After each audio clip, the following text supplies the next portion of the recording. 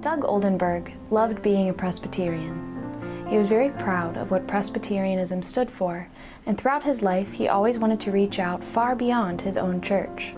In his first pastorate in Lynchburg, Virginia, he was asked to start a new church. However, Doug was not content to do only that. So, he and a friend worked to rent a house to be used for a children's summer camp. They called it the Kumbaya House. His second pastorate was spent at a college church in Elkins, West Virginia, where he preached to the town, the faculty, and the college students. He moved from West Virginia to Charlotte, North Carolina, where he encouraged and led his third pastorate in the creation of a fundraising program for the benefit of the Republic of Haiti. The project was a huge success.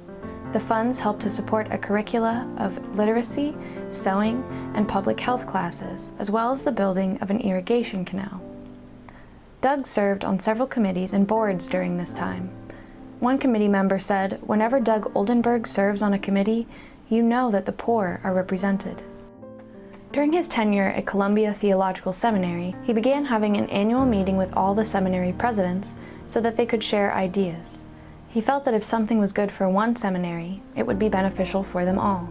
If one was having a problem, maybe the others could help out. His nature was ecumenical. Wherever he lived, he reached out to ministers and churches of other denominations. His good friends were Lutheran, Episcopalian, Roman Catholic, Methodist, and the list goes on. On a personal note, Doug was adventuresome.